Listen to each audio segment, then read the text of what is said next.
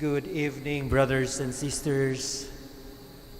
Today, we celebrate the feast of St. Aloysius Gonzaga, and the readings of today reinforce the life of this holy man whose care for the sick primarily is coming from a deep interior listening to God.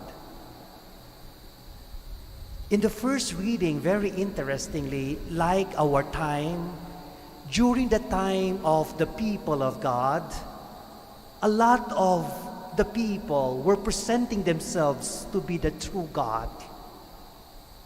Like our time, a lot present themselves to be the true prophet, the true God, the true appointed son or anointed son of God. But in the first reading, very clearly, the God who is living, the God of the people of God, Israelites, made himself known and validated himself to be the true God through listening. It is the listening God who is a true God. In the first reading, the king of Assyria was challenging the people of God. Tell to your God that he will not be opposing us. But the people of God now rallying and trusting in him, the people prayed and said, Lord, listen to our prayer. Open your eyes to see our condition. And towards the end of the first reading, what validated, what proved to be the true God of Israel is that God is listening. It is when we listen that we become true human beings. It is when God listens that he becomes a true God. It is when a husband starts listening to his wife that he becomes a true husband. Truth is validated by listening. In our world, which is so noisy, we are once again reminded in the first reading of today that if you hold the truth, that if you want to be true, if you want to be genuine, if you do not want to be fake, if you want to be closer to God, start listening. That made St. Aloysius Gonzaga a true son of God, a saint.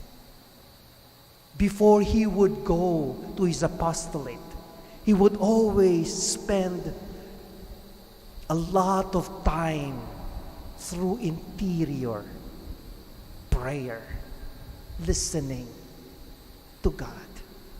And that is why the gospel of today was very clear.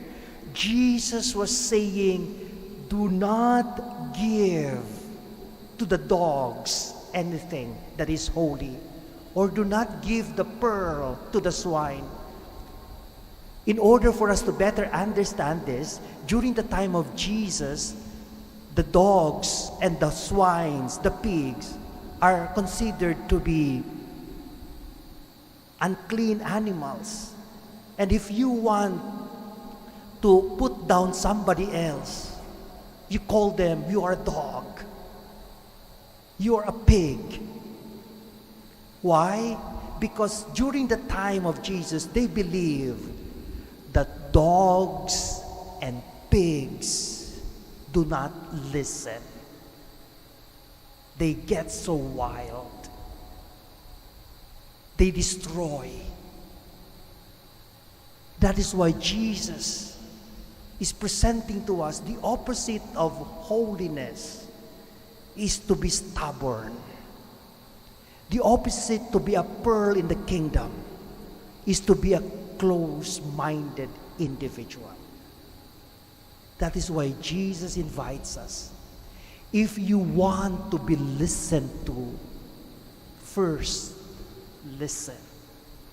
Jesus is inviting us for a listening revolution for us to be authentic. The end of the gospel says, the road that leads to life is narrow, for indeed it is not easy to listen. Before coming here, I passed by the office of the shrine office, and I met a beggar telling me that she is waiting for somebody else in the office. And I was a bit bothered because she has been there for quite some time. And when I went inside the office and I talked to somebody else, he told me, Father, she is always here every day. She's asking for something. And then after that, I went outside and I realized that perhaps the beggar, while she needs something, the deeper need of that beggar is somebody else who can listen to her story. And I just wasted a few moments about her story.